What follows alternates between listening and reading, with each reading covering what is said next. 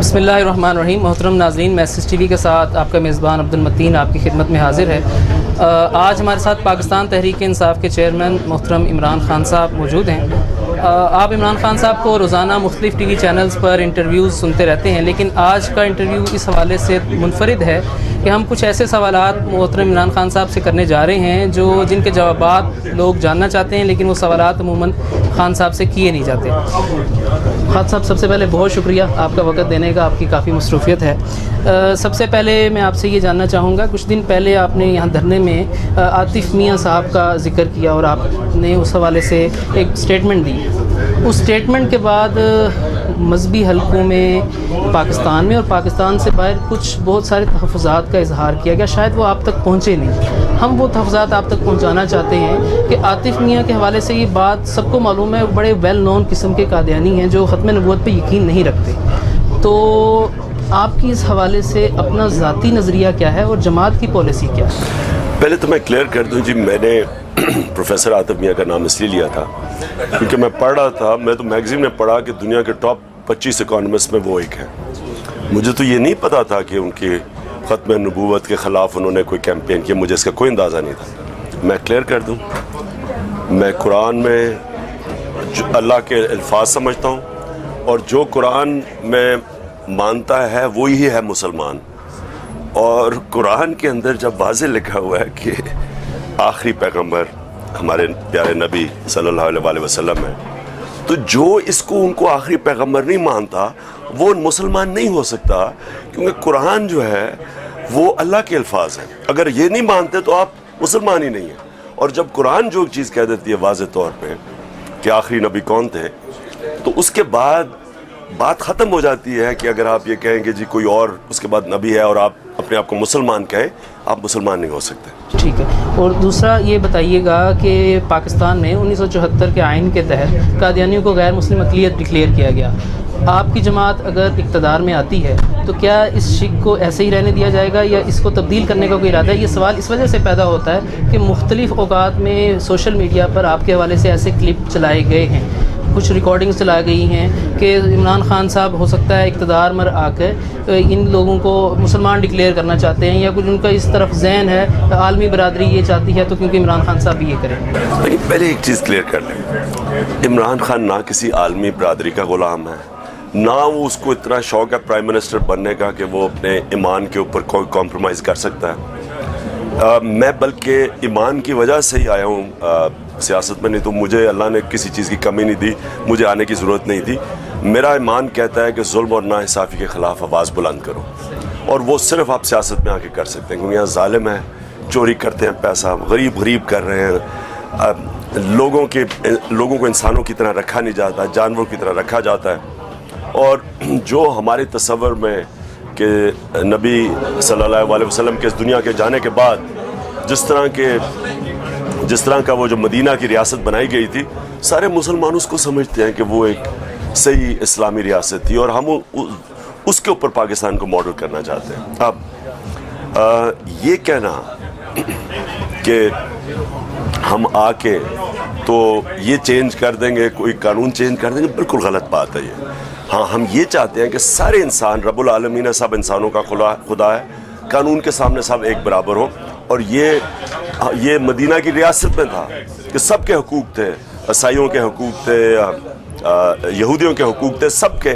تو وہ تو انسانوں کے سب کے حقوق ہیں. یہ میں کہتا ہوں قانون کے سامنے سب ایک برابر. لیکن یہ کہنا کہ جو نبی کو آخری نبی نہیں مانتا وہ مسلمان تو نہیں ہو سکتا. اس شک کو آپ آ کر بالکل نہیں جی نہیں. اس کے بعد ایک ضروری سوال یہ ہے کہ کے پی کے میں ماشاءاللہ اللہ تعالیٰ نے آپ کو حکومت سے نوازا ہے، لیکن کے پی کے میں کچھ تحفظات ہیں لوگوں کو. کے پی کے نصاب میں کافی ساری ریسنٹلی کچھ تبدیلیاں کی گئی ہیں جس پہ جماعت اسلامی، آپ کی حلیف جماعت سمیت بہت سارے لوگوں کو تحفظات ہیں. اس میں خصوصاً یہ ہے کہ حضور اکرم صلی اللہ علیہ وسلم کی سیرت، ازواج مطہرات اور خلفائے راشدین کے ناموں کو نکال کے اس کی جگہ راجہ داہر اور خان عبدالغفار خان کو ڈالا گیا ہے. آپ کے اس بارے میں کیا؟ یہ پچھلی گورنمنٹ نے ڈالا ہوگا. یہ ہم تو جماعت اسلامی کے ساتھ میری میٹنگ ہوئی تھی، یہ چیز ہم کہی گئی تھی، اور ہم نے بالکل کہا تھا کہ یہ نہیں ہونا چاہیے.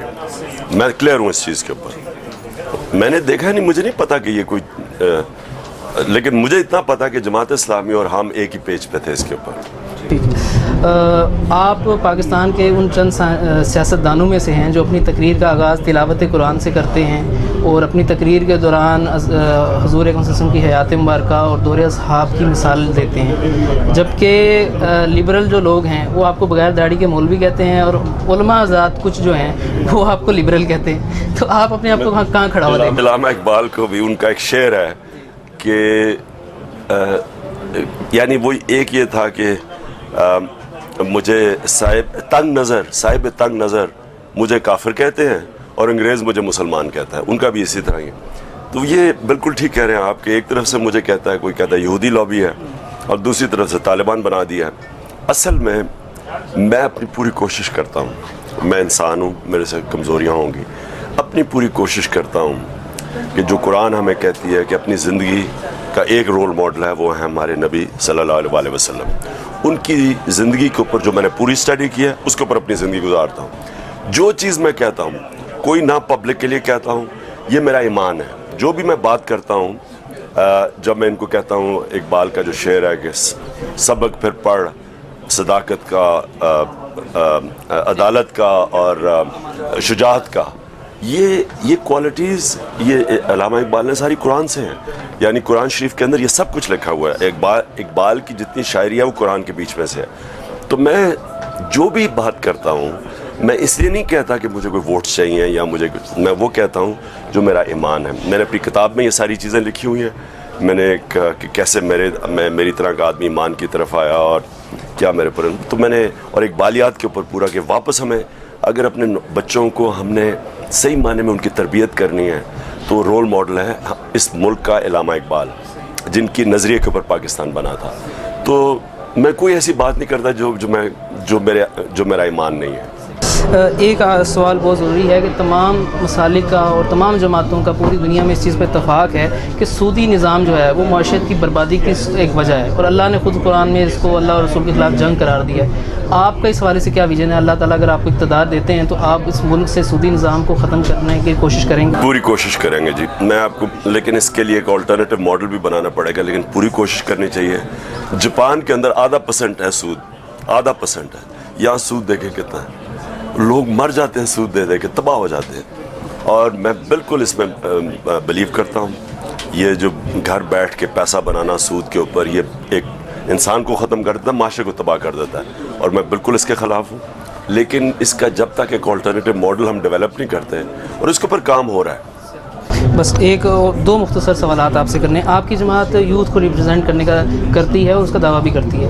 ایک یوتھ ہے جو کالج، یونیورسٹیز اور سکول میں ہے، ایک دوسری یوتھ ہے جو مدارس میں ہے. آپ نے کالج اور یونیورسٹیز کی یوتھ کو تو فوکس کیا، آپ وہاں جاتے ہیں، لیکچرز بھی دیتے ہیں یونیورسٹیز میں، لیکن آپ نے دوسری طرف اس یوتھ کو نظر انداز کر دیا. اس کی کیا وجہ ہے؟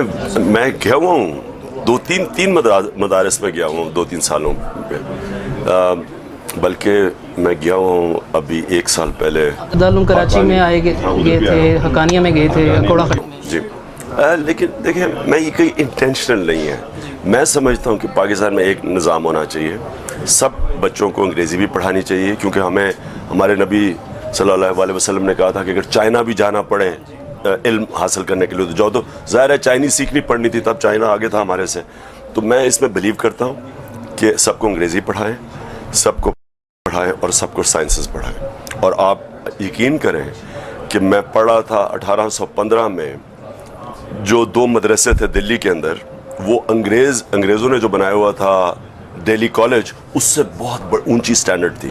ہمارے مدارس کی آج سے 200 سال پہلے انگلینڈ کے آکسفورڈ کیمبرج کی سٹینڈرڈ تھی. یہ G.W. لیٹنر ہے، وہ لکھتا ہے کہ مدارس کی آکسفورڈ کیمبرج کی سٹینڈرڈ تھی. تو ہمیں اس کو بھی اس میں ہر قسم دیکھنا، مدارس میں بچے جاتے ہیں، ان کو پریپیئر کریں کہ 21ویں صدی میں بھی جائیں.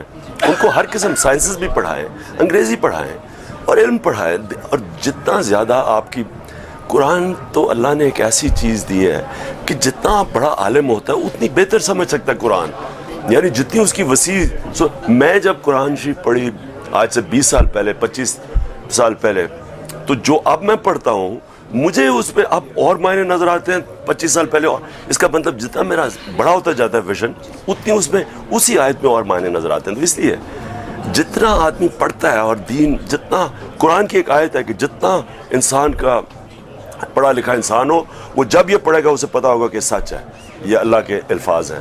تو میں سمجھتا ہوں کہ ہمیں ایک ہی سلیبس ہونا چاہیے اور بچوں کو آئیڈیل ہے کہ سب کچھ پڑھانا چاہیے. غلط فہمی کی بنیاد پر کچھ فاصلہ ہے، اگر اس کو کم کرنے کے لیے ہم اگر اپنا کردار ادا کریں، آپ کو کہیں انوائٹ کریں علماء کے ساتھ میٹنگز کے لیے، کیا پانا چاہیں گے؟ بالکل کریں، اور میں بالکل آپ کو ایکسیپٹ کروں گا، کیونکہ دیکھیں یہ فاصلے غلط ہوتے ہیں، یہ کلچر کو بنا دیتے ہیں. انگلش میڈیم میں پڑھا ہوا ہوں اس لیے وہ سمجھتے ہیں کہ جی کوئی فاصلہ ہے، حالانکہ میں شروع میں نہیں تھا زیادہ، وہ تو اللہ کہتا ہے میں کبھی جب بھی چاہوں کسی کو سیدھے راستے پر لگا دوں، اس کا کرم ہے کہ مجھے ایمان دیا. ایک وجہ وہ بھی ہے فاصلے کی، ہم جو سوچتے ہیں اور جو میں نے لوگوں سے بات کی آپ سے انٹرویو سے پہلے، وہ یہ کہتے ہیں کہ ہمارے ہاں یہ ٹرینڈ نہیں ہے جلسوں میں میوزک کا، ناچ گانے کا. اس وجہ سے ہمارا ناچ گانا کہاں ہے؟ ساری یا قوالیاں ہوتی ہیں، ملک کے ترانے ہوتے ہیں، اللہ ہو ہوتا ہے، مائیں آتی ہیں، بچے آتے ہیں، یعنی یہ میری بہنیں آتی ہیں، میری بہن ایک چھوٹی تبلیغ کرتی ہے تو وہ آتی ہے بیٹھتی ہے، تو یہ کہنا غلط ہے. بہت شکریہ.